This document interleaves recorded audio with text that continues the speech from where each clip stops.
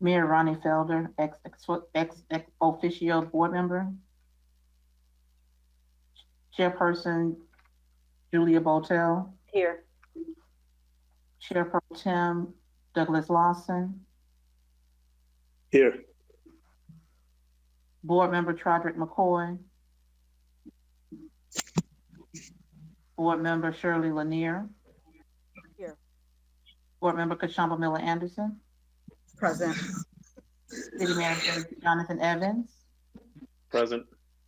Interim Executive Director Deirdre Jacobs. Here. District Clerk Claudine Anthony is present. District Attorney Don Wynn. Here. District Finance Director Randy Sherman. Here. You may proceed. Thank you. We'll have a moment of silence followed by the Pledge of Allegiance led by Mayor Felder. Could someone mute their mic if it's not? Thank you. Followed by Mayor Felder. The pledge.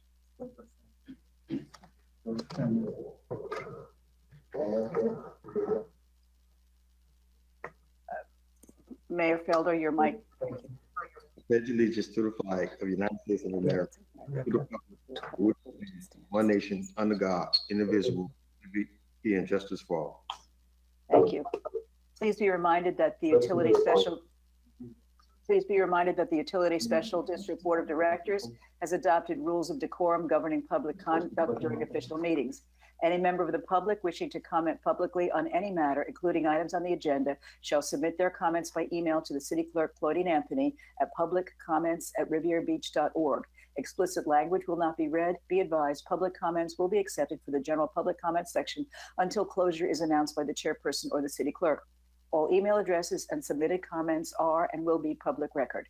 The city clerk or designee will read public comments into the record at the appropriate time for no more than 3 minutes unless the time limit is reduced by a vote of the city council based on the voluminous nature of the number of public comments received. If you have any questions, please contact the city clerk's office at 561-845-4090 or email crobinson@rivierbeach.org. Do we have any additions, deletions, or substitutions? No, we do not, Madam Chair. Thank you. Any disclosures by the Board of Directors? Would someone care to make a motion to adopt the agenda? So moved. Second. Madam Clerk?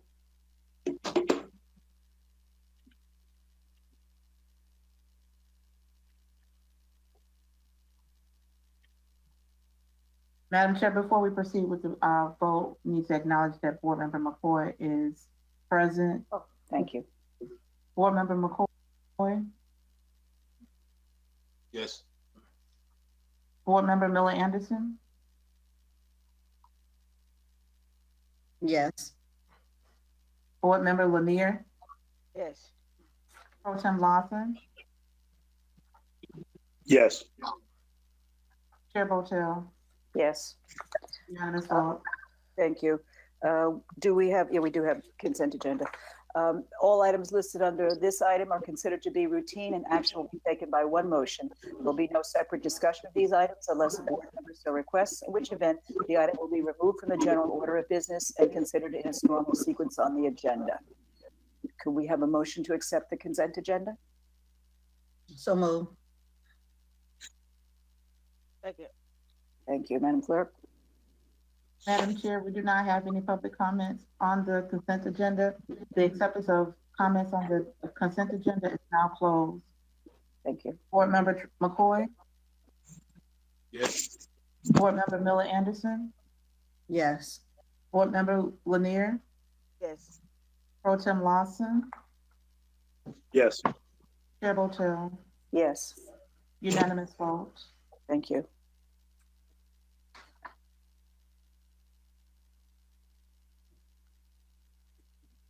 The only item on the consent agenda was the minutes, so we don't need to, we've accepted those by accepting the consent agenda, right? That is correct, Madam Chair. So we're on to public comments. I have to read this again. Public comments shall begin at 7:30 unless there is no further business of the Board of Directors, which in that event, it shall begin sooner. In addition, if any item is being considered at 7:30 p.m., then comments from the public shall begin immediately after the item has been concluded. Any person who would like to speak during public comments, please fill out a public comment card. Well, we don't do that. We send emails to public comments at rivierbeach.org. The regular agenda, item number 2, Madam Clerk.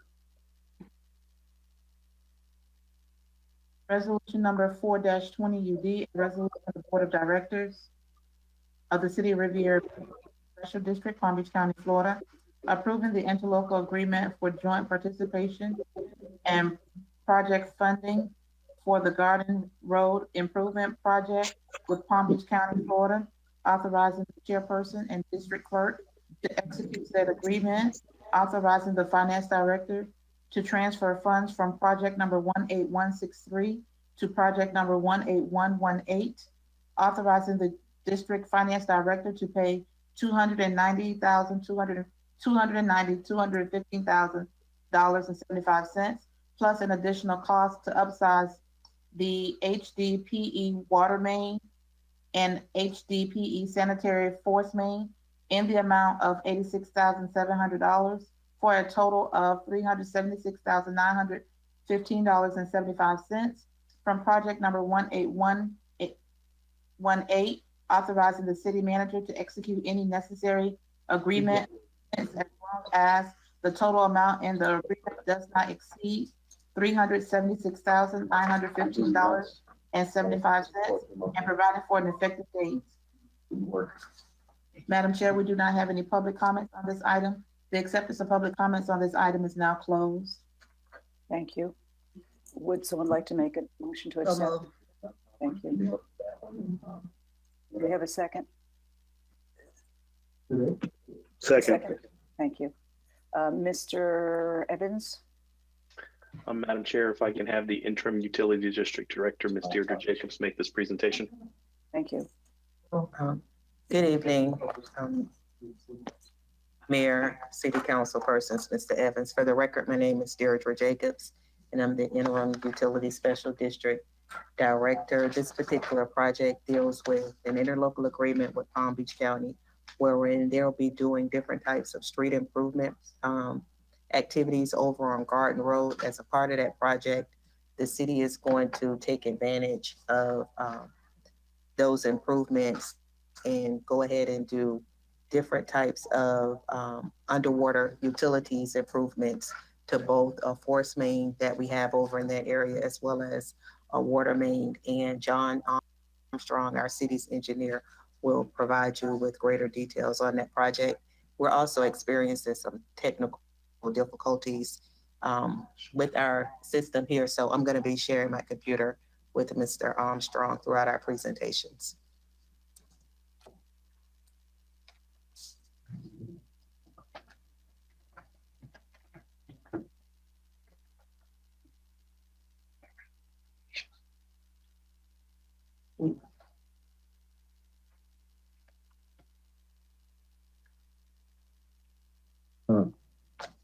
Good evening, Madam Chair, fellow board members, council members, Mayor Felder and City Manager Evans. Sorry for the technical difficulties. My laptop is running right now. This project is the Garden Road Improvement Project. It's a county project, county road. And so I had a little presentation, but we'll be able to show it to you. Now this project, the county, the city entered into a joint participation agreement with the county back in 2016, September 2016. The board approved a resolution back then. 2 years later, August 2018, the county dissolved that agreement, as they are authorized to do, because they want to make some changes, and one was particularly relating to the bridge. The project on our Garden Road is about a third of a mile long from Blue Heron Boulevard to the north, down to Interstate Park Road. And the county is going to mill and resurface the road, do some stormwater improvements, and they're going to remove a bridge. That road is a pretty bad condition. So the county, so they wanted us to revise our utilities. Initially, they were going to be just open cut, and that sort of interfered, made it complicated for the bridge project to be demolition. And they're going to convert that. The bridge is a very small bridge, and it's just over a drainage canal. And they're going to convert that drainage canal into a bridge and replace that with a 72-inch diameter pipe, 6-foot diameter pipe. And so they wanted us to change us and all the other utilities, gas, AT&T, to do unidirectional drilling, which will go, they want us to do that first, go underneath the proposed culvert pipe, 72-inch pipe, and drainage canal, so that make it easier for them to construct the bridge demolition replacement. So November last year, they put it out for bid, rebid it, and they selected R&B Underground Construction to do the utility work. So this is there's a water main and a force main right on the bridge now, and they're going to replace that and go under with unidirectional drilling. And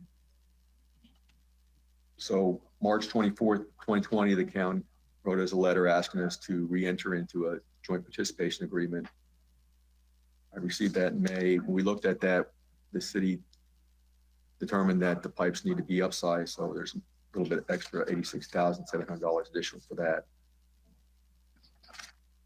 So it's consistent with the city goals of trying to develop partnerships, and so it's recommended the board approve this resolution number 4-20 UD to enter into an interlocal agreement with Palm Beach County for joint participation in the funding and construction of improvements on Garden Road, and to authorize the finance director to transfer funds from another project, a low priority project, which is the utility administration building expansion. And since we're planning on moving forward with a new water plant and a new building, that's a low priority, and spending the money on that. So transfer $268,000 and change to this project, which is for a total of $376,915.75.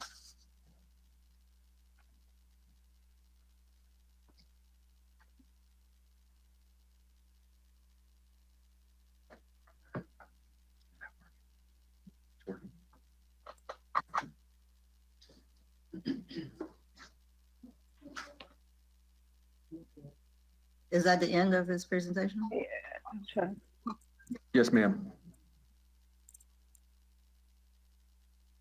Okay, do we have any questions? None? Okay. Oh, Mr. McCoy. Thank you, Madam Chair. Mr. Armstrong, I'm looking at the map and I'm having difficulties understanding where that culvert and also the bridge that you were referring to at. It kind of looks like it's just the arrow on this map looked like it's just pointing to what would be the right of way. And I don't know, are we talking about aerial crossings across the canal, or what exactly? Because I don't see where the culvert, nor do I see a bridge. Thank you, sir. On that map, which the Garden Road, the project is circled in, has rectangular in red, and the Garden Road is halfway between roughly Interstate 95 to the west and Congress Avenue to the east. Where the arrow is pointing to is right about where the bridge is. It's going over a drainage canal. It's just a very small bridge. So the water main and force main crossing there will be a little less than 400 feet.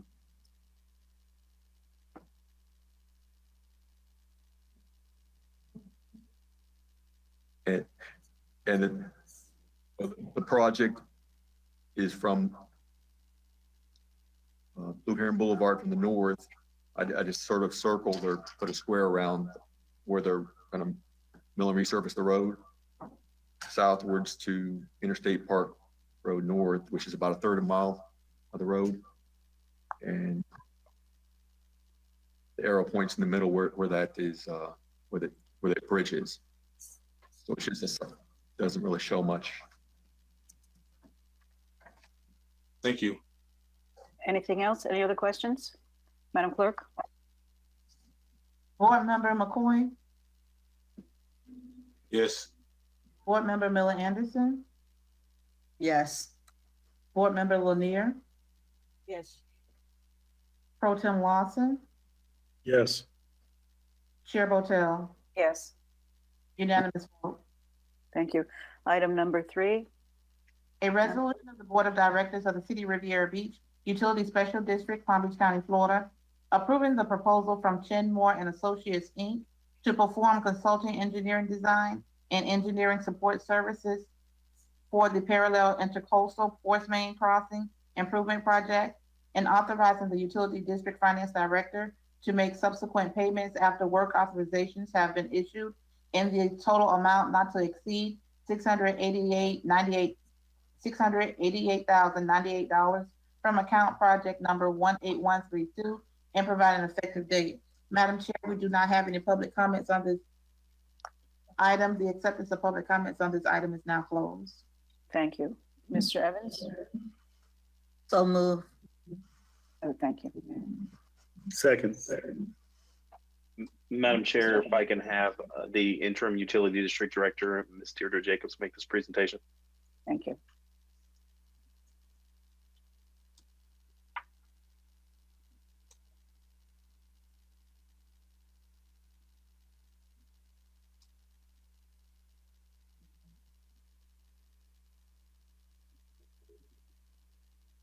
It looks like Mr. Armstrong is still in the chair. Mr. Armstrong, you're going to make this presentation? No, he's in two places. Yes. Sorry, Ms. Jacobs' computer, I believe so. Is that, yes? That be okay, Mr. Evans? Absolutely, please proceed. Thank you. Thank you. Madam Chair, board members, City Manager Evans and Mayor Felder, this project is the parallel intercoastal force main crossing improvement project, and this proposal is for Chen Moore and Associates submitted a proposal as requested by the design and consultant engineering services for that project. This project was in the 2013 master plan, and it includes the construction of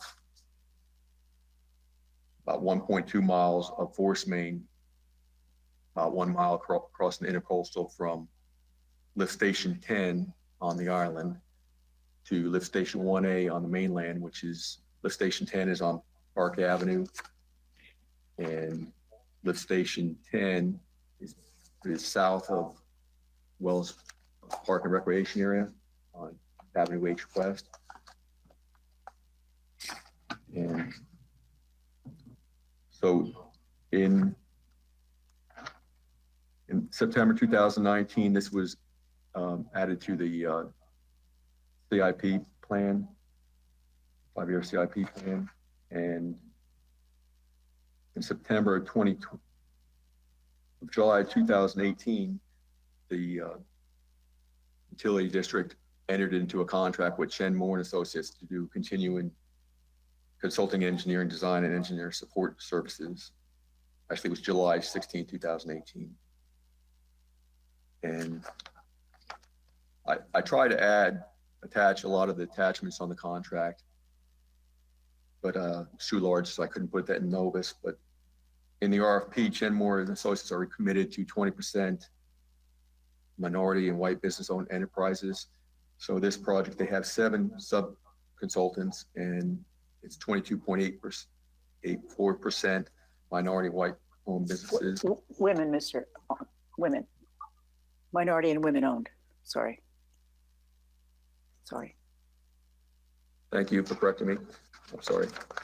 So the subcontractors include Ingenuity Group to do surveying, APTIM for benthic surveying, which is soil surveying with the critters in the soil in the intercoastal waterway. RADIS for geotechnical engineering. There'll be some intensive geotechnical engineering requirement for taking soil samples in the intercoastal waterways for the contractor, so they know what's in the soils when they drill across the intercoastal waterway, and then also to see what type of fractures or what type of soils to prevent frac outs and such. And then MAP is also going to be doing some subsurface utility exploration. COMAC group doing some work, quality analysis, quality control. Engineering services also for inspections. So Radis is a local firm here in the city of River Beach.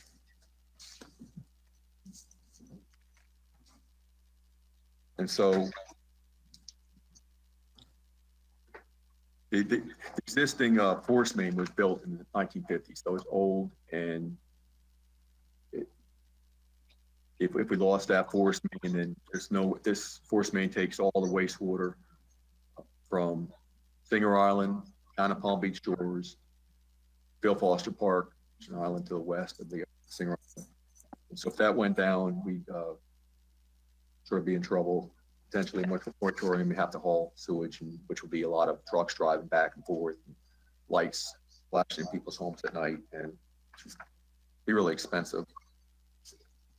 So in the interest of protecting public health and safety and welfare, and the city requested Chen Moore Associates to submit a proposal for the installation of a parallel 16-inch inside diameter wastewater force main. And so this project is in the CIP budget and $7.2 million, and then Moore's proposal for the design work is $688,098. So it's a recommendation for the board to accept the staff's recommendation and selecting Chen Moore Associates to do the design and other engineering services, and authorize the finance director to make payments in the amount of $688,098. Thank you. Thank you. Any questions from the board? Mr. McCoy? Mr. Armstrong, the $7.2 million, that's the entire amount budgeted for the, I guess it was it, for that water main and that sewage main from Park Avenue lift station all the way over to lift station south of Wells Recreation? Yes, that's for the construction, design, all activities associated with that wastewater force main. Yes, sir. So Chen Moore is doing the design portion? This will be the design. There's also going to be some planning involved. So they're going to look at 3 different routes and find the best route, looking at utilities, what's there, and what be the best feasible amount. And then actually what we did is I requested Chen Moore for their submittal to be put this out for bid when it prepares 2 sets of plans. So when it goes out for bid, the intercoastal water main project will go out as 1 bid, and everything on the mainland, under the streets, and on the island be a separate bid.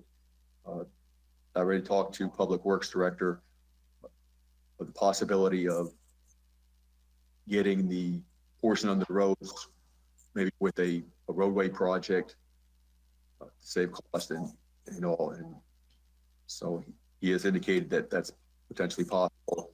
And so we'll be working with them, and the phasing of the projects, one may be go ahead of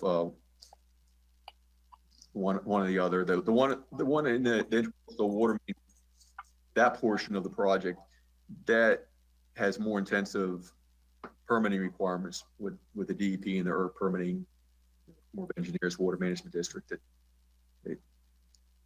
So there is more work involved, and it's also including inspections, surveying, regular land surveying, benthic surveying, soil surveying. Is that all, Mr. McCoy? One more, go ahead. Thank you, Madam Chair. Mr. Evans, I would hope, and it's my ask, if we can renew this item on our legislative priority list, because I had a really optimistic conversation from, Representative Caruso, regarding at least the city being able to come back in the 2021 legislative session and asking for some support for the water main crossing on across Lake Worth Lagoon. So while I do see that we have some dollars budgeted, I would love to see if we can get some buy-in from our state officers and also from the state legislature. That's all. Thank you. Absolutely, Councilman. Thank you. Mr. Armstrong, you know, we are very concerned about the water in the Lake Worth Lagoon and the seagrass there in particular. When the benthic study is done and if we identify seagrass that might be endangered, are we required to do a, what's the word, when you purchase seagrass replacements? It's not the right word. Say again. Mitigation? Yes, are we required to do mitigation? If it does impact wetlands, yes, the DEP will require us to do mitigation, but the goal here is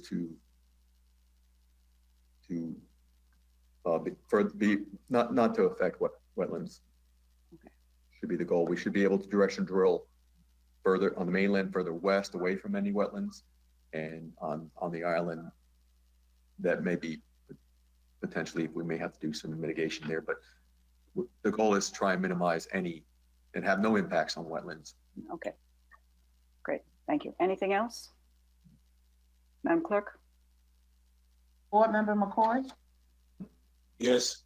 Board Member Miller Anderson, Yes. Board Member Lanier, Yes. Pro Tem Lawson, Yes. Chair Botel, Yes, unanimous vote. thank you. Madam Clerk, item 4. Resolution number 6-20 UD, a resolution of the Board of Directors of the City of Riviera Beach, Utility Special District, Palm Beach County, Florida, approving the proposal from Chinmore and Associates, Inc. to perform consulting engineering, design and engineering support services for the parallel intercoastal water main crossing improvement project, authorizing the Utility District Finance Director to bring $100,000 of future fiscal year 2021 funding forward into fiscal year 2020, and authorizing the Utility District Finance Director to make subsequent payments after work authorizations have been issued in the total amount not to exceed $393,815 from account project number 18131, and providing an effective date. Madam Chair, we do not have any public comments on this item. The acceptance of public comments on this item is now closed. Thank you. So Would moved. someone care to make? Thank you. Second. Thank you. Thank you. Mr. Evans? Madam Chair and members of the board, if I can have John Armstrong, Utility District Engineer, present this item. Thank you.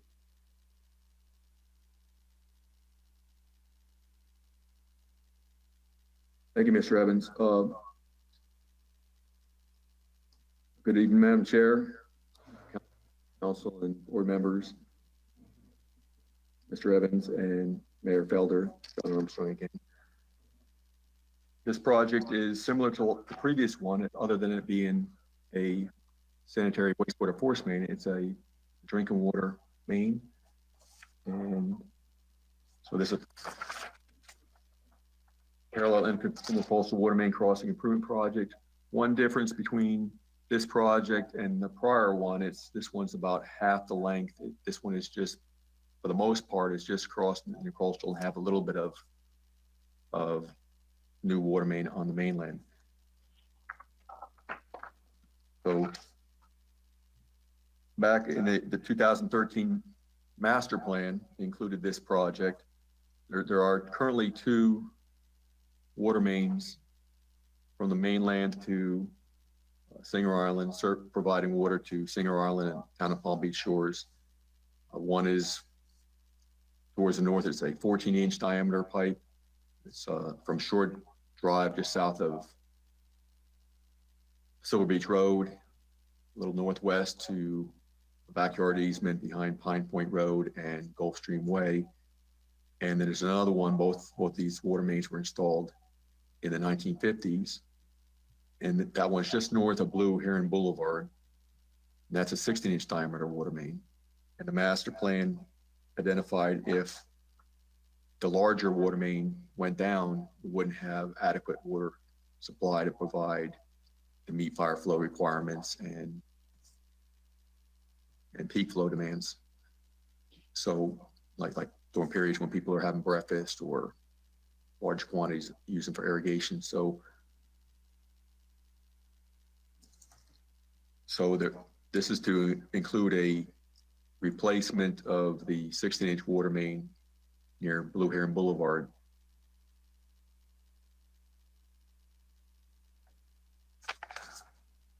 So September of last year, this was added to the CIP plan.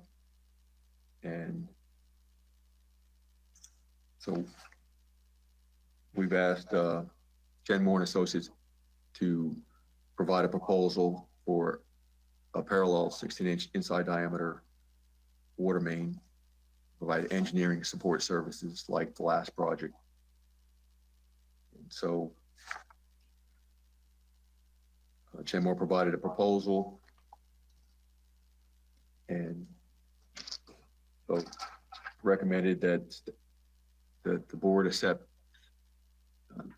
city staff's recommendation to select Jen Moore and Associates to perform these services under the continuing consulting engineering contracts, and to authorize the finance director to reduce the 2021 allotment for a budget for this project, moving it forward to this fiscal year, $100,000,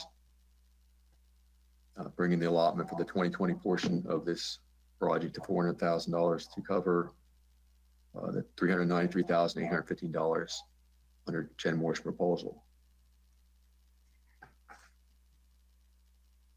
I think one thing maybe I can also add, just my recommendation of, is on what Dr. Patel's question. This water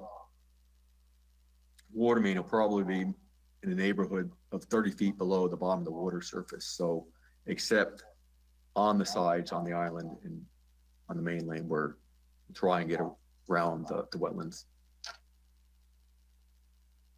Thank you. Any questions?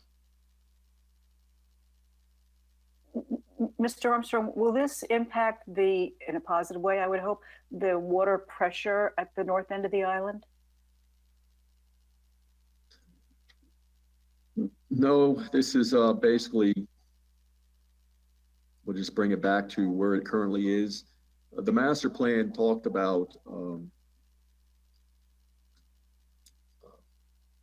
to abandon the old water main. And so I think what we're going to either do is, one, keep it as a backup, look at it as a backup, or possibly keep it in service.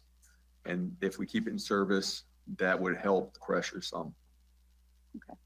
People do complain that the pressure sometimes gets very low at the north end of the island. So I was hoping this would have a beneficial effect, but.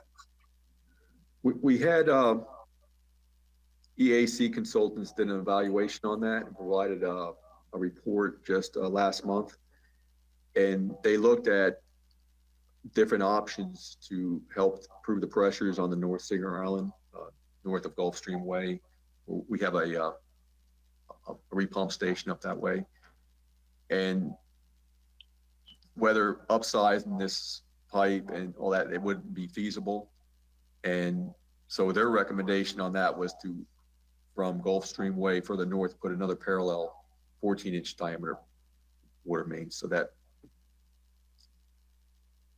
may be a future project. Okay. And well, we can talk another time about that, but thank you. Any questions from anyone else? Madam Clerk? Board Member McCoy? Board Member Miller Anderson? Yes.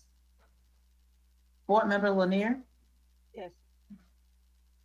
Board Member Pro Tem Lawson, Yes. Chair Hotel. Yes, That motion is approved with Board Member McCoy out. Yes. thank you. Thank you, Mr. McCoy.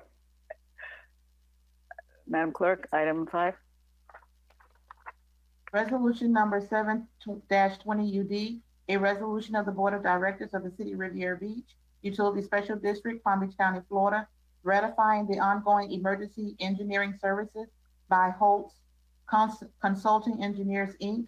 to perform repairs and necessary upgrades to the utility district's wastewater lift station number 41, located at Woodbine Trail, in the amount of $153,981, authorizing the city manager to approve change orders up to 10%, authorizing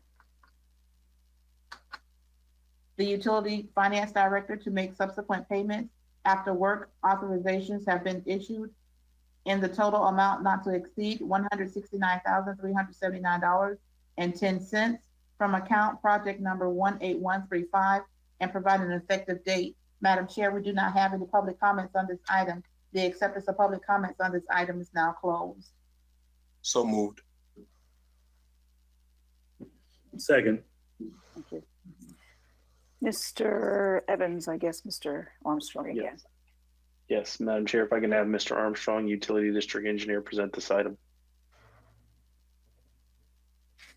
Thank you, City Manager. Madam Chair, board members, council members, Mayor Felder, Mr. Evans, this is John Armstrong again. I got a lot of slides for this one, pictures showing. This project here is regarding wastewater lift station 41. It's located in Woodbine. It's one of the 2 lift stations that are in Woodbine. It's northwest part of the city. And proposal is to ratify the ongoing services for Holtz Engineering Incorporated. This lift station failed operating, the permanent pumps not operable. A lot of some of the infrastructure there has been damaged, and the pumps mount to a base level, a structure that mounts to the bottom of the lift station, and some of that is bent and not supported. So that this project is currently right now, the lift station, which has 2 pumps, has a bypass pump, and it's pumping through a hose through an emergency pump connection on the site. So it has a potential for a spill and potentially wastewater backing up into people's homes. So all the wastewater, when people flush their toilets, take a shower, do the laundry and do the dishes and such, all that goes into a gravity system and flows into a well at this lift station site where it's pumped out.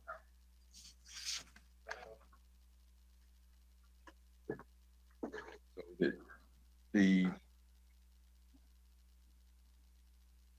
this project is in the master plan to upgrade lift stations, so it is budgeted. And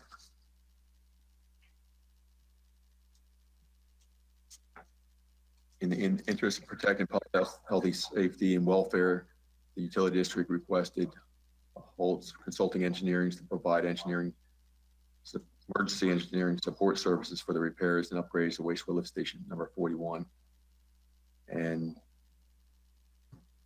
we entered into contracts with Holtz Construction for consulting engineering, design, and construction support services back in July 16, 2018.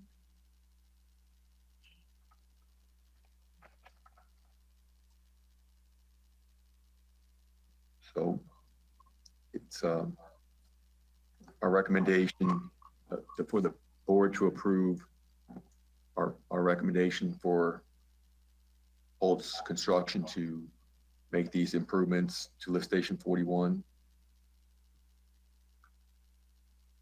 And in the amount of $153,981 $153,981, and authorize city manager to approve change orders up to 10%, and authorizing the finance director to make payments for this project, the amount not to exceed $169,379.10. Thank you, Mr. Armstrong. Do we have any questions? Seeing none, Madam Clerk? Board Member McCoy, Yes. Board Member Miller Anderson, Yes. Board Member Lanier, Yes. Pro Tem Lawson, Yes. Chair Botel, Yes. unanimous.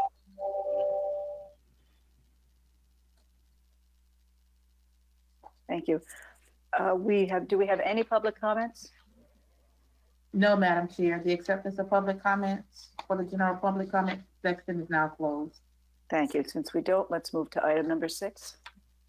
Request to present and discuss water and wastewater rates.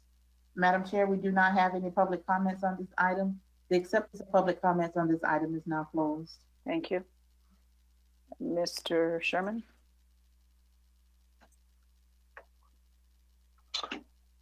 Madam Chair, if I may, just to introduce the item briefly.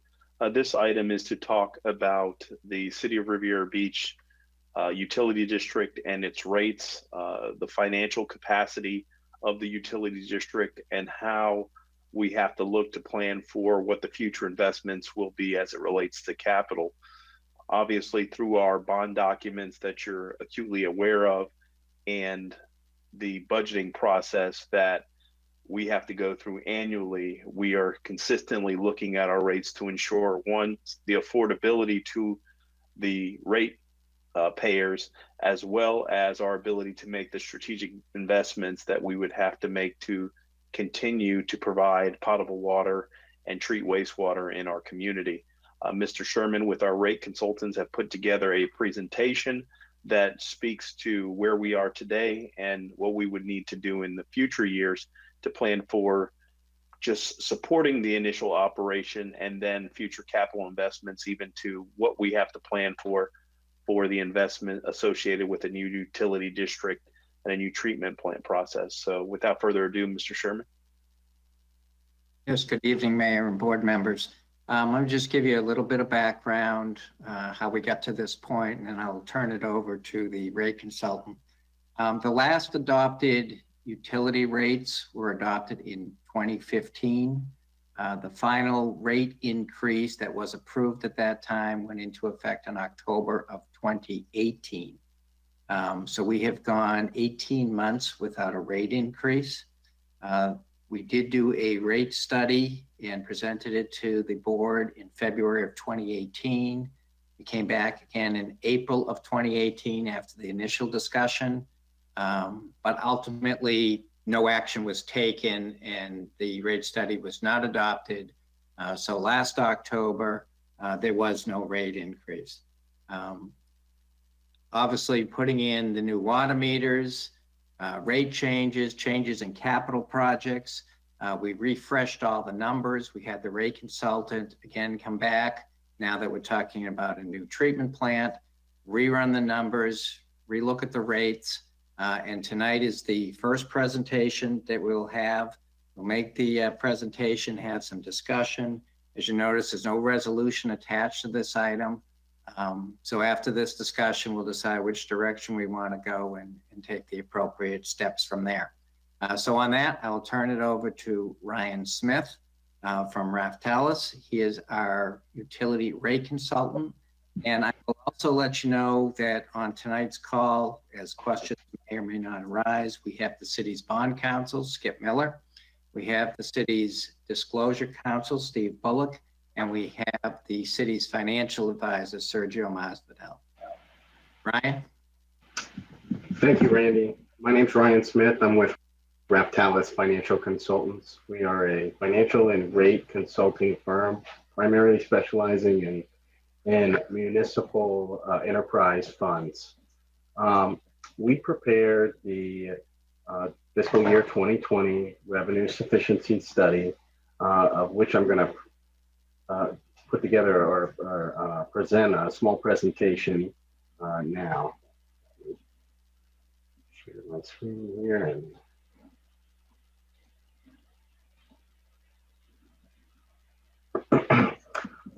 fiscal year utility revenue sufficiency study. The primary purpose of a revenue sufficiency study is to first identify all of the needs of the utilities.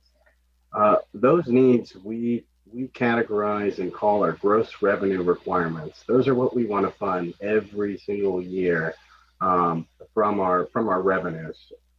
They include our capital, our operating expenses, and then any sort of additional compliance or reserve targets that we're trying to meet.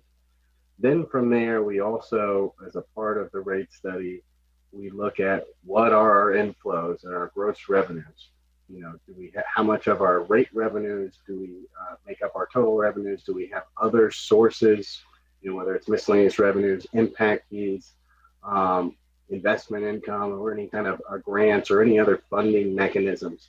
And really, we're trying to balance the needs of the utility with what are the inflows to come up with a financial plan that meets all of those funding requirements, is in compliance with our bond covenants, identifies which financial targets we are trying to meet over the forecast period, and then also identifying what sort of rate adjustments or other types of revenue adjustments would be required to be able to fund all of those needs. Kind of like Randy had mentioned, the previous plan was adopted in 2015. It adjusted the prior plan, which was a 10-year rate adjustment plan for fiscal year 16 through 19. So the last adjustment occurring in October 1, 2018. These adjustments were adopted because of two main reasons. The first one being there was a significant increase in capital funding required at the East Central Regional Wastewater Reclamation Facility, who treats all of the wastewater for the city of Riviera Beach, along with West Palm Beach, Town of Palm Beach, Lake Worth, and Palm Beach County. And additionally, it also provided additional revenue for the issuance of the Series 2016 bonds, which helped to fund approximately $40 million in capital improvements. Just to give you a little background about the utility system, for fiscal year 19, which was the most recently completed year, we had almost 13,000 accounts.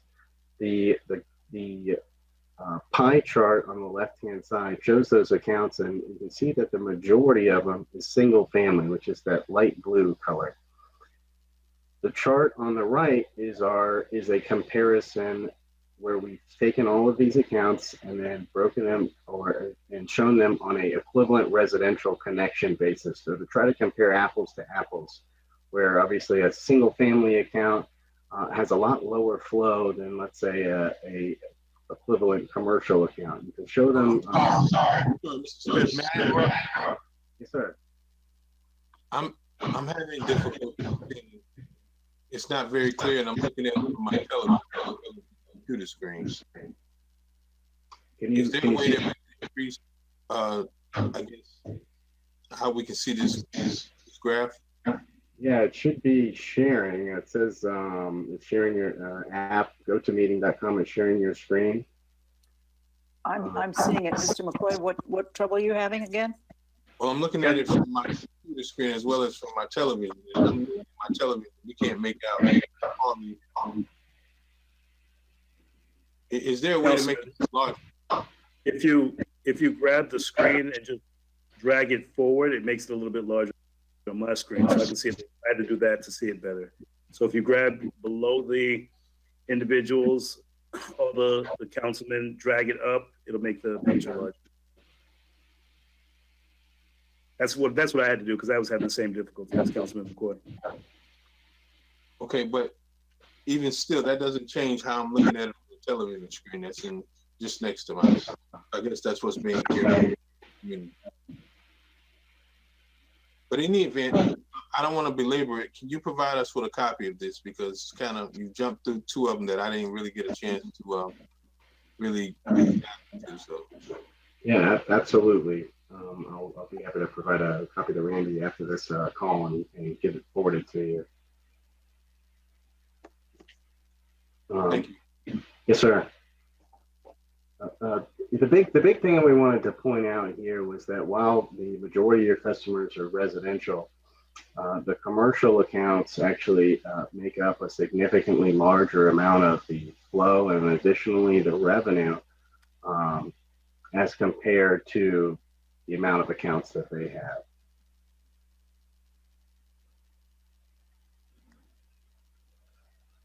The next thing I wanted to make note of was the fiscal year 2020 revenues. Right now, we're projecting the revenues at right around $28 million.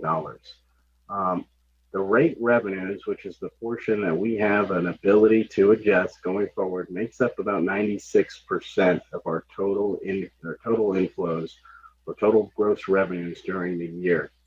And with another 4% coming from, miscellaneous fees, interest income, and whatnot. So as we move forward and we consider what sort of things we can do to find additional sources to pay for capital and whatnot, one of the primary things the driver is going to have to be, revenue, the rate revenues, because that makes up almost all of our growth revenue. Excuse me, it's in the background, boy. You see it? I do, Madam Chair, but I'm just so happy to have my channel 18 up here now, and what I'm seeing is I'm very pixelated. So I just was curious if we're looking at it, and I can only imagine it's pretty distorted if you're looking at it on channel 18. Yeah. Okay. Looks good on TV. But anyway, I'm sorry. Go ahead. I didn't mean to interrupt you, but no worries. Fiscal year 2020 operating expenses. Our operating expenses right now projected for 2020 came in at $19.5 million. Just as a note, that represents about 72% of our rate revenue. So another 28% is left over to pay for other requirements above and beyond operations, whether that's capital funding through R&R deposits, debt service funding that would pay for R&R and whatnot.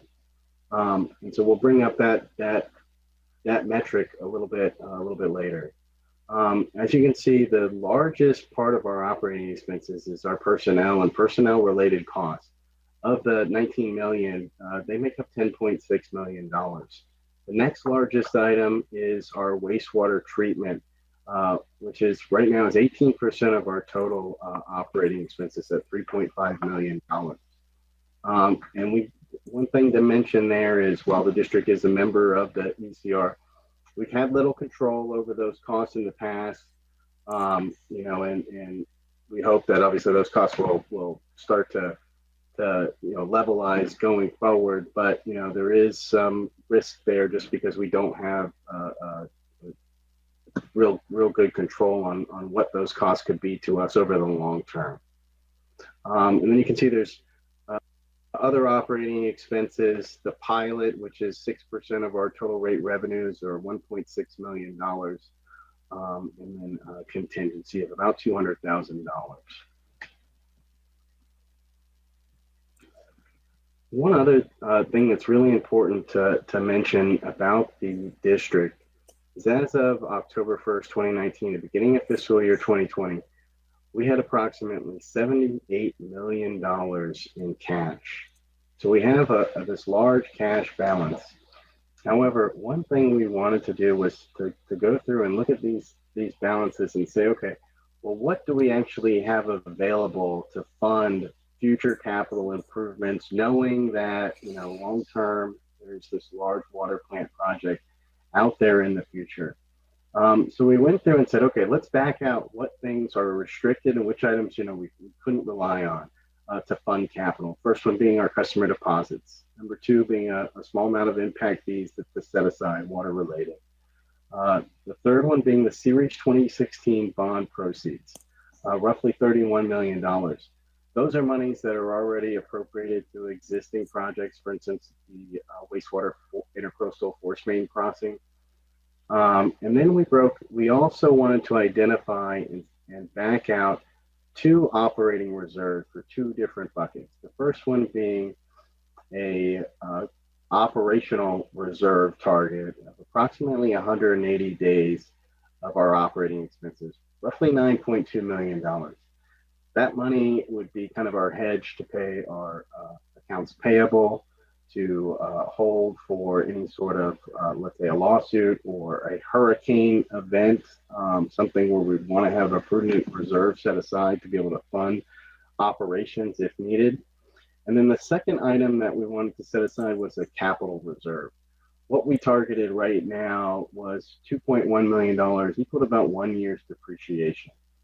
When we added up all of those restrictions or funds that we wanted to have a claim already associated with them, we backed off about $76 million, leaving almost $32 million available to fund our future capital improvements. Now, just to give you a feel for kind of how does that play into what we have or what we've seen over the forecast period, is our total CIP that we've identified right now, which a lot of it is the water plant, over the forecast period, excluding what was funded from the 2016 bond project, is $152 million. So that means a part of our requirement of the revenue sufficiency study is to be able to provide or identify funding sources for almost $121 million. And that remaining funding, it's going to have to come from, it could come from a number of different sources, but primarily it's going to come from, the issuance of an additional debt to fund the water treatment plant improvements, and then also our annual deposits to R&R, or any sort of other funding sources, that could be made available to the city, whether it's grants or other monies available from the state. Madam Chair, I want to ask a question before we get too far, and he just changed sides. So, Mr. Smith, if you can just indulge me, I want to understand the capital reserves plus 1 year depreciation. What are we, I guess, those costs that we're setting aside, or at least I don't understand what exactly is those costs that we're depreciating for that 1 year set aside $2.1 million. 1 year's depreciation is just kind of a general rule of thumb target that we try to maintain as our capital related fund. So I'm thinking about it kind of this way, like I almost want to have two reserves. I want to have one reserve for operations and I want to have one reserve for capital. And I want to keep them, so I want to keep the buckets separated. So that way we're not intermixing them and we're able to properly identify what we think is prudent on each side. The capital reserve at $2.1 million, if you think about the gross investment that you have in your system, your total assets, $2 million. And if you look at like the capital improvement projects, the dollar value of the projects, I mean, the Force Main Crossing being a really, really good one. Intercoastal Force Main Crossing, it's like, what did it come in at? $7.2 million, That's something that, if it were to, heaven forbid, if it were to break overnight, we would want to have monies available to get that project started immediately. Let's say if you had a sinkhole at the water plant, we'd want to have monies available to be able to start that repair, unencumbered monies available to be able to start that repair immediately. Now, typically with the system at your age and size, we would recommend something a little bit higher than $2.1 million. But I thought 2.1 was kind of prudent, considering that we're looking at having a brand new water plant installed inside or constructed during the forecast period.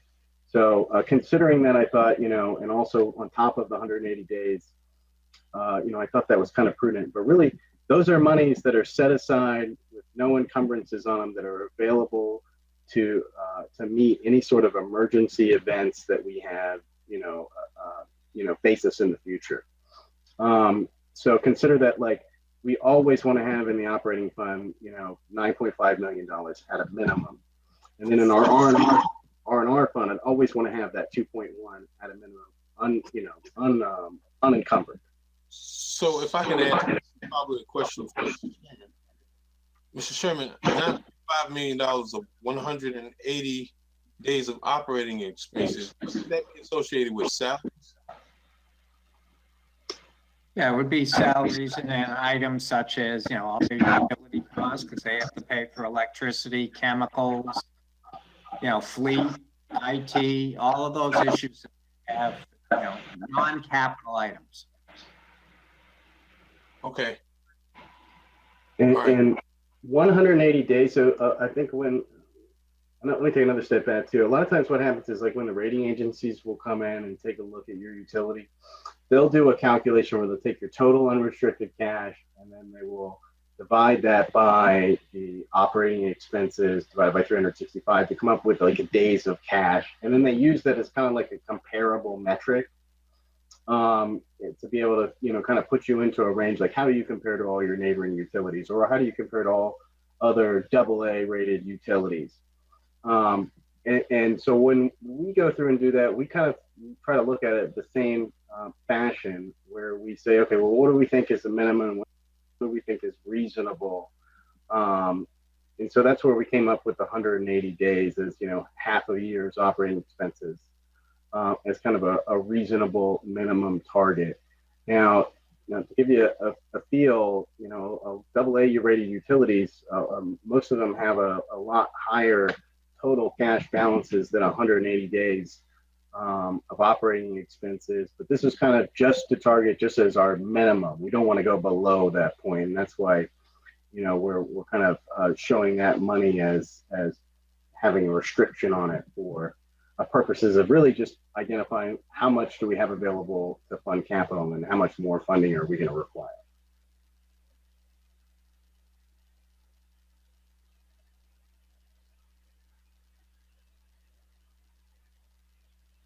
Shall we continue? Yes, please. All right. The next chart I'm showing you is the capital improvement plan that was identified for the forecast period. This is on a spending basis, so not when the projects have been appropriated. It's actually when the cash would be spent. You can see there's a significant amount of improvements there in 20 and 21. Those are all your near-term projects, the force main crossing, the water main crossing, the Station 47 rehab. A lot of those big dollar items are up there in the beginning, the first 2 years. Then you can see over 22, 23, 24, we kind of go a little bit lighter down into really just R&R and continuing R&R projects. And then in 25, there's that huge spike. That is the water treatment plant. We've estimated the water treatment plant in total at right around $120 million. There is some other projects in there on top of it that's pushing the blue bar up a little bit higher. Knowing that that's what we're trying to provide funding for, we've come up with a funding plan that has met all of these needs, utilizing about $42 million from the renewal and replacement fund, so existing cash balances plus ongoing pay-as-you-go deposits to the R&R fund, using all of our 16 bond proceeds to pay for those near-term projects that are already previously been identified and appropriated. And then the remaining amount we assumed the issuance of the Series 2020 Funding 25 bonds, which right now is estimated at $111 million in total. Come up with the total capital needs for the system about $184 million. So then we said, okay, well, we know we're going to have to, have this large bond issuance potentially out there in 2025 or when the plant's required. How are we going to provide funding for that, knowing that right now we've estimated or identified $111 million that would need to be funded from debt. So we said, okay, let's go back and look at our gross revenue requirements and kind of see how that affects us. The bar chart right now that you're seeing, this is our projection of our revenue requirements, where the bars are our needs, whether it's the funding of operating expenses, transfers for capital, debt service, And then the red dotted line is our existing revenue. So this is revenues just under the existing rates, that were last adopted on October 1st, 2018. So you can see in 21 through about 22, we're able to meet our requirements really tight and kind of get a little bit closer there as we get some inflation on our operating expenses and other cost increases from the ECR. And then 23, 24, we start to see very minor deficiencies. But then in 25, when the debt service on the new water plant kicks in, you can see that we're not meeting our requirements under our existing rates. That's to the tune of about $7 or $8 million. I think maybe it's $9 million in total right there. We said, okay, we've got to be able to come up with a reasonable funding plan to be able to provide enough revenues to meet that 2025 spike in our requirements because of the debt service. We said, let's try to consider maybe two different options to present to the board to give them a kind of a feel for what some potential scenarios may look like to be able to provide funding for that. So we came up with two rate adjustment scenarios. And also one thing to mention too here is the CIP. We're utilizing as much of the cash, our existing cash as we can, along with our R&R fund deposits going forward, and then everything else, the water treatment plant that we couldn't fund from cash, we're going to have to rely on. We had to rely on the additional bonds in 2025. The two scenarios that we put together was, the first scenario was adopting a rate index and an additional 3% annual adjustment for the next 5 years. And the way that would look is it would look as you would adopt a rate indexing provision. So every year on an annual basis, the index would be recalculated, and then based on that indice, for this presentation, I've chosen the Water and Sewer Maintenance Index. Based on that indice, we would adopt the indice plus an additional adjustment right now at 3.2% to come up with, for this scenario, a total of 6% a year adjustments is what's been projected in here. So you can see, for instance, in 2021, if that adjustment came in total, both the rate index plus the additional at 6%, we would have an increase in our monthly bill of $4.15. That would have to continue on in 22, 3, 24, and 25 to be able to build up a sufficient amount of annual rate revenues then to be able to provide that significant increase in our gross revenue requirements, or the big jump up from the debt service for the 2025 bonds.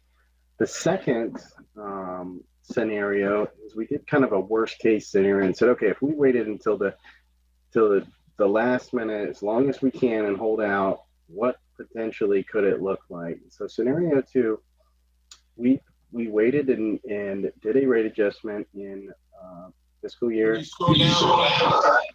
Yeah, I'm sorry about that. I'm like having some trouble kind of getting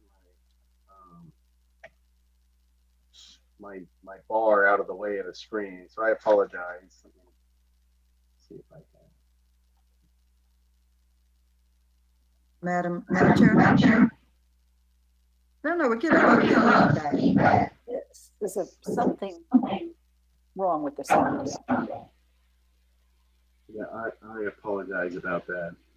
The second scenario would be, I'm almost through the end here, and I can hopefully mute and get that taken care of. The second scenario would be a 34% adjustment in fiscal year 2024. And that would have the effect of about a $24 increase in the monthly bill for a typical residential customer. So those two adjustments, number one being 6% a year for 5 years, and that would include a rate indexing provision plus 3.2%, or the second one being a last minute adjustment prior to the issuing of the debt, right now estimated at 34%. The next chart I wanted to present to you was just a monthly rate compare. Yes, sir.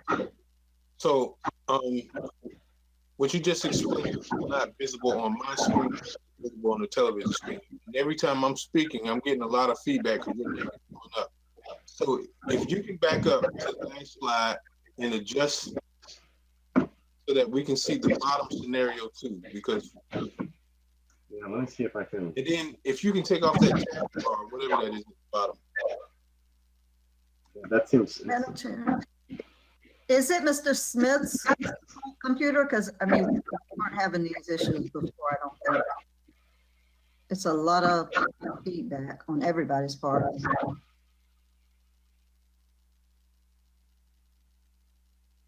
You're on mute, Dr. Botel. Mr. McCoy. Okay, so I hear a lot of feedback too, but I think because we have a lot of distortion and a lot of traffic going through, this is not clear because I don't know if people understand this, but I definitely want to make sure that you explain this again, Mr. Smith, that 2024, we're talking about a potential 34% increase in 1 year in office. And I think that needs to be very crystal clear to the board. They have to make that because I couldn't see that because of kind of cut off on the television. So can you run back through that portion again? Yes, sir. So the second scenario that we went and ran and said, okay, if we're not going to do any, so the last adjustment was October 1st, 2018. If we weren't going to do any adjustments at all until we had to issue the debt to be able to fund the water plant, what would be the adjustment at that point in time? So basically, do nothing approach until it has to be done.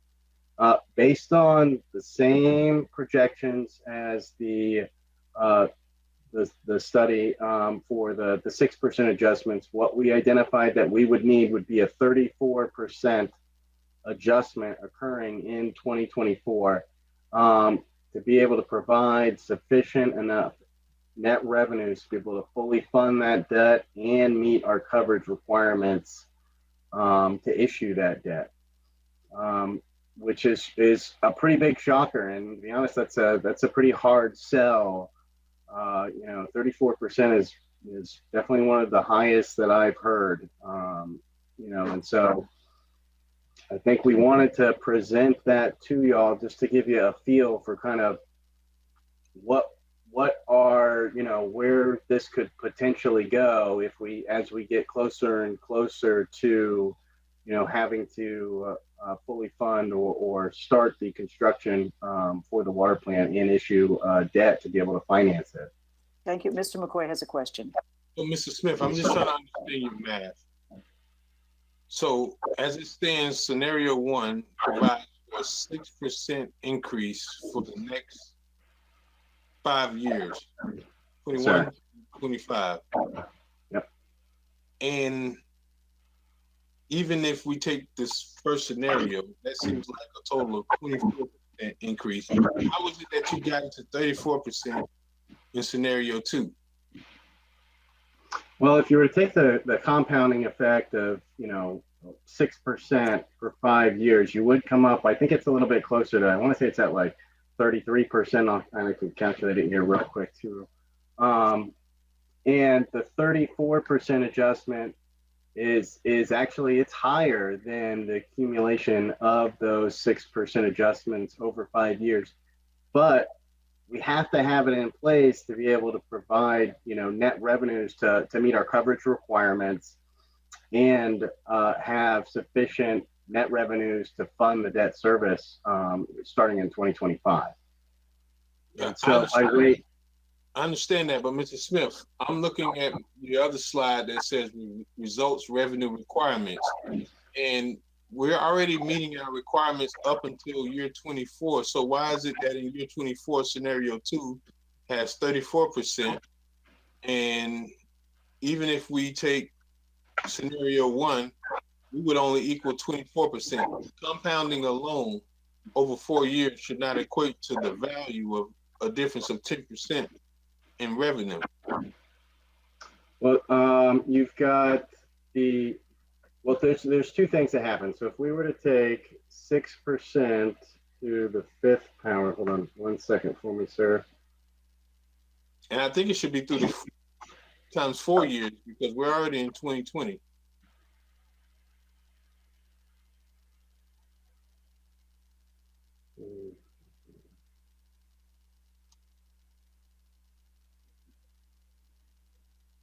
And actually, I'm only looking back at the slide that you had before. I'm looking at slide number 9 that shows we're already meeting our revenue requirements based on our current bonding. So, Right, you're meeting your requirements right now, and then going forward in 2025, we have to have sufficient revenues in place prior to the start of that year to be able to fund that debt service. So what I did is I said, okay, well, if we want to have them in place, we need to have the rates probably adopted ahead of time to show the rating agencies and anyone that was going to purchase the bonds that we can afford them. We would adopt those rates 1 year earlier. And so doing that was able to fully fund that additional debt. Does that make sense? And now you're right, the difference where the 6% adjustments, we would overachieve, we would over recover our requirements in 21 through 24. So we would have some over recovery here, but those would be monies that would be available to provide additional funding for the water plant and reduce the overall financing costs. So for instance, let's say if those 6% adjustments provide, an additional $1 million a year, as that money accrued, then that would be more cash that we would have available to fund the plant and issue less debt. thank you. I do want to have a conversation. I want you to finish with your specific analysis relative to the rates, but I want to defer and respectfully ask the chairperson and also the finance director, but let's kind of continue this conversation in terms of those fixed amounts that we currently have individuals that experience, or in other words, those standing charges that we have to deal with. Thank you. Thank you. Please continue. And did I hear you correctly about like the fixed base charges that are charged to each one of our customers? Yes, he's saying yes. Yes, sir. Okay. Just to give you an idea of how you compare to your neighboring utilities, what we did is we put together a comparison of our existing charges versus our other neighboring utilities' existing rates. Right now, our existing rates in 2020 at 6,000 gallons a month produce a bill at $69.21. In comparison, the other neighboring utilities that we surveyed, the average at 6,000 gallons was $74.24. Even with that 6% adjustment that was kind of recommended or shown in the first scenario, you would have a average bill for the upcoming fiscal year 2021 at $73.37, or still under the average. And that's prior to any of these other utilities potentially going up. Like for instance, I know right now that the Cuesta is doing a rate study, Palm Beach County is doing a rate study, Wellington, I think, adopted 3% adjustments. Cooper City is doing a rate study. Martin County does indexing. West Palm Beach right now is doing a rate study. Fort Lauderdale, I believe they just adopted, I want to say it was 5% adjustments going forward. So there is a number of these other, as time goes on, if we do increase our rates, these other neighboring utilities are a lot of them will follow suit as well. Question. Yes. So the slide you're showing us right now, slide 11, this one right here. This is obviously there's a fixed component that's built into this slide because you're showing us existing rates of a resident that actually use 6,000 gallons. question is specific to the fixed rates that's already, if they use no water whatsoever. I want to know, like, how do we get to that number and what that represents in terms of debt service, if it, at all, or the regular operations of where we are. So that's what I really wanted explanation on. More or less fixed costs, not the rate. Absolutely. Well, to be honest, well, let me answer. I think I've got a couple answers for you there. First thing is, when we're looking at rate comparisons, everyone has their own different rate structure. Their base charges are different and their volumetric charges are different. So as we look at 5,000 gallons, 4,000 gallons a month on average, and we look at, kind of what the overall bill would be based on that usage level, that's how we're using it to compare to you. Now, the difference being, like, for instance, let's say, for instance, if we were in a utility that had extremely low usage levels, the base charges may have to be greater to be able to recover those costs. The reason that I picked 6,000 gallons a month was that your average residential customer, the average median usage is 5,800 gallons a month. So that's why we chose 6,000 gallons. I can give you, and actually there is in our rate study, there is I can give you a chart that will show you all of just the base charges or just the minimum monthly charges for you and all of these other comparable utilities as well, to give you a feel for what's that fixed component. Now, one thing to note is when you go back and when we were to look at the utilities operating expenses, the majority of your operating expenses and your revenue requirements are going to be fixed. The ones that's really the big variance there, or the item that can really change, is capital funding. Because when we look at our operating expenses, let me jump back a few slides here to our operating expenses, the pie chart. If you look here, we've got $19.5 million in operating expenses. Over half of it is just in personnel. There's not a whole lot that we can cut there immediately. The next biggest portion is the ECR, which is directly related to our customers and the flow that's going, wastewater that's going to be treated. You can see in here, there's professional service, that's engineering, the rate study. It's only $283,000. So it's only about, just a very, very minor amount of our total operating expenses. And then the pilot, which is already set based on 6% of revenue. So that's a fixed cost as well, and actually could have some volatility to it based on where our revenues land. But really, when we look at, the overall cost in our operations, primarily operating our costs are fixed. The next item, that makes up the biggest, let me go back to this chart too, our gross revenue requirements. So when we look here, like for instance, in 2020, the two green bars, that's our internal operating expenses and then ECR. So that's, right at that $20 million number, it's all fixed. Then you've got debt service fixed as well. So there's not, there's nothing we can do. We need to pay all of our debt service. Then the only item that really can have some, potential sway there is what are we funding from capital? And that's this tan colored bar right here. So right now, this is set at the minimum bond covenant requirements. And as time goes on, that's kind of where you would have to look to, if you were going to try to, cut our overall cost for a budget year purpose. That would be the first place to go, would be capital deferral. As far as the rates go, one other thing to mention too, and kind of keep in mind, if now we knowing all of our operating costs are generally fixed, and that's pretty standard in the utility industry. Think about this too.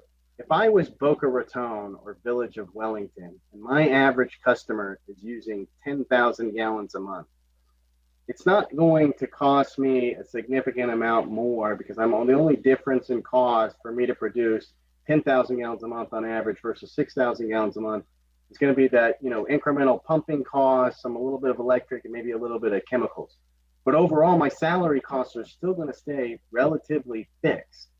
So the difference being is like Boca and Wellington on here, when we look and we try to compare ourselves to them, well, they're able to take all their costs and spread them over a larger amount of billing units or sales. So if I need to recover 60, let's say if I need to recover $100 from each person, and in Wellington they're selling 10,000 gallons per person, well then I can recover, all I need to do is recover $10 for every 1,000 gallons I sell. Where in the district, if I have those same costs but I'm only selling 6,000 gallons, well, my denominator is lower, so I have to recover more per individual to be able to recover all those fixed costs. So like when you do these comparisons, sometimes I almost feel they're a little misleading because of that, because like the average customer in Boca or in Wellington, they're not using 6,000 gallons a month, they're using 12,000 or 15,000. So if we were to look at their average bill, it may be greater than ours on average for their residential customers, or in line with ours, but when we look at the rates and the way that they're recovering it, it may be that at this comparison level for us, they look lower. I don't know, I hope that kind of helps a little bit. I know I kind of just went off on a little bit of tangent. Well, honestly, respectfully, no, but you can think. Madam Chair, It's very, very hard to hear you. Mr. McCoy, does he have earbuds? Is the TV on? Yes, it would be helpful maybe if you had ear plugs. And is the TV still on or no? But I'm hearing the same thing when you speak, Ms. Miller Anderson. Yeah, but it's not me. It's because of, I'm thinking him, because I don't have anything on in my house. He's muted now, though. I don't know. I don't have anything on. I'm going to suggest that it's 7:01. We need to move on a little bit. And if Mr. McCoy might indulge me to have a separate meeting offline with Mr. Sherman and Mr. Smith, that would be helpful, I think. I mean, I don't want to limit your questioning ability on public, but given the hour, I think if we could just move through this presentation. Go ahead, Mr. Madam. Smith. Yes, who's talking to me? Mr. Evans. Madam Chair, and certainly this will be an item that will be discussed as part of your budget conversations. This was just the precursor to the future discussions that we would have with the council. Okay, thank you. Madam Chair, am I okay now? Can you hear me better? There's a reverberation somehow. Well, I'll give it up. Don't worry about it. Okay. Mr. I Smith, think- go ahead.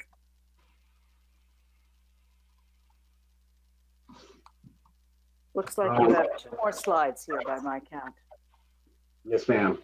The last one I wanted to point out was our net revenue margin. This is kind of a typical, kind of a key metric that the rating agencies will look for. Back when I had mentioned that the operating expenses make up 72% of our rate revenues, just to give you a comparison for how you compare to just the Fitch medians. The Fitch median right now is 42% for other utilities. And so also by, adjusting rates, we would be able to increase that and try to get back up to that median level going forward. And then the last chart I'd like to present to you is our debt service coverage. You can see right now in 2020, you're really strong. You look really good on your debt service coverage ratios. I know it's a little hard to see on here, but the red line is the minimum requirement for the based on the bond covenants, and then our target is at 200%. And you can see going out through 2025. Once we issued the debt, we would drop down to about 150. Which we still think is a reasonable level considering the additional debt. And that ends my presentation. Board member McCoy, I'd be happy to talk and go through the financial model at some point too in the future. kind of give you some more insight into the rate study and kind of how it was produced. Thank you. Madam Chair, is this better? Say something. This better? It might be a little better, yeah. Okay, I would only ask, Mr. Sherman, if you could also, a lot of these slides were built around residential. Can we also see the commercial numbers too? And I'm still not clear on exactly what the fixed amount is, residential customer, as well as what the amount is for a commercial customer. And also those rates that we charge for those municipalities, such as Palm Beach Shore, for Bingham Park. So I would like to see those numbers. I had a hard time picking up every word. We can discuss this further. And I think as the manager said, we'll be having this discussion further as part of the budget process. But certainly we can pull together the commercial, the fixed costs, the variable costs. We'll pull, it's all in the rate study, that's the agenda, but we can pull it out and make it part of the presentation. And actually, I just looked up, your base charges are $35, almost $36 a month. And that would be kind of the minimum charge if you're with zero usage. That would be the fixed portion. Thank you. Anything else? Okay. Within the hour, I think we will. Do we have anything else, a discussion by the executive director of the utility district? It was Mr. Smith causing us those it was problems. Mr. I Smith. said that initially, yeah. I can hear everybody clearly now. Yeah, we're good to go. Sorry, guys. Now that the rain. Thank you, Mrs. Smith. Sherman, Discussion by- can I just ask Mr. Sherman? I wanted to see the base rate, and I think he said I wanted to see the base rate for both commercial and residential, and also perhaps Mr. Smith needs a better internet connection before we revisit this because I couldn't hear him. But I really want to see, and there's a distinction between what is base and what the actual usage is, because the one slide I think that he showed, and there was a lot of feedback, it was slide number 10, to increase by 34% of usage in just 2024, that's concerning for me. And, I can tell you right now, since we're in this meeting, that I'm leaning towards a more of a progressive approach, such as scenario 1. But I still have some more questions on how do we get our base rates down so that we're not spending $34, even if you're not even using any usage. So those were my questions, and thank you for indulging me. And certainly, Madam Chair, we can address those questions. But the base rate is usually, when you look at all municipal entities that have a utility operation, the base rate is the cost for the utility spread across the spectrum of a generation, because you don't want one segment of the population paying for a system that will be in existence for 40 to 50 to 60 to 70 years. So most municipalities spread that cost with an availability fee or a base rate. For instance, when we look to build the new waste or the water treatment plant, we don't want one specific, generation or 10-year gap where they pay all the cost for a system that's going to be lasting for 40 to 50 years. So that's how you get to those base rates. And then it's based on consumption as you move up.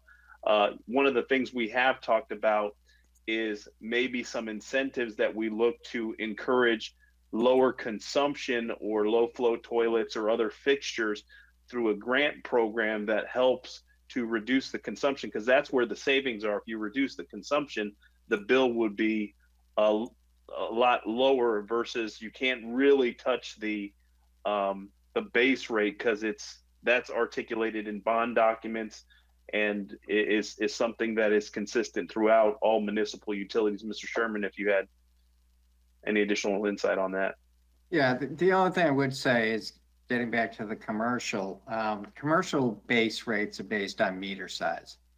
So if they're using the 3/4 inch meter like residential is, they're paying the same $17 on water, but they're paying $964 is their base rate for a 10-inch meter. So it does vary in that, and we can, again, as Mr. Smith said, and Mr. Evans has said, we'll provide all that information. Yes, And, and I think it was a much better conversation because there was a lot of questions that I wanted to ask. And utility has been something that I can tell you, I've had people contacting me from day one about the utility usage in the base rate. Even, and I can probably agree, for a little tiny office that has one toilet and one faucet, my bill is $48, and I've been here for over 3 years in a commercial property. And one time it actually increased to $56 because I finally eclipsed the 1,000 gallon mark. But that's not true for everybody else. And what I don't want to see is that we have a base rate that's built around a certain, like you said, it's in the bond documents. But as development increases in the city, but as more utility meters go online, from a logical and practical purpose, it seemed like that base rate should go down. And I hope that's not because we are over leveraged already on bond financing that we have to have a minimum base rate for a residential property of $45. That just seems to me you don't even have to use any water and you can expect to lay out a $50 bill every single month. And while I know we have some real challenges and some significant improvements that has to happen, there needs to be very clear from start to finish. And I think this might be I would like to see this conversation continue when we're in person and there's no confusion, but I almost fell out of this chair when I seen a 34% increase in 1 year. And I can tell you, that is something that's going to cause every citizen to call into the city hall and complain about their water increasing by that much all in 1 year. And I really want to be fair, and I know we have specific needs, but we have to figure out a way how to not exactly impact the budget of our consumers, because we need to try to rebuild our city facility and figure out a way that we can be creative with stretching this out. Thank you, Madam Chair. That's all I have. Thank you. Is there anything else from the Executive Director of the Utility Special District? In that case, I think we will forego statements by the district board unless somebody strongly objects. Mr. McCoy. Of course, I strongly object. I'm only elected to one board, and we have the duty of representing 3 separate boards. But Mr. Evans, I want to emphasize, I had a conversation with Representative Caruso, and I don't want to waste time. I think whenever we caucus again as in a workshop, then we need to also be identifying our legislative priorities. This is an election year for many of the individuals in Tallahassee, but I think they start as early as November. And one of the things that we can attribute us kind of not being able to get some of our priorities, at least to the governor's desk, is because we probably was a little behind the 8 ball for a number of different reasons, which are beyond our control. But this is something that we're going to have to continue with well beyond our time here at the city or our time in office. But certainly I would like to see if we can take some of these issues back to the legislature and have our priority list done by the end of the summer, as opposed to waiting until, they start doing their interim committee weeks. That's all I have, Madam Chair. Thank you. Thank you. Anyone else? Could I have a motion to adjourn? Anybody want to make a motion to adjourn? I know I don't usually do it that way. Anybody object? Thank you. We're adjourned, and we'll take a 5-minute break if we could go very quickly because of the hour. It's already 7:12, and we'd like to get back to our council meeting. We are staying on the same connection, so you don't have to go out and come back in again. You can leave your mic off and your camera off until, let's make it 7:20. That would be 7 minutes. 7:20. Okay. Thank you.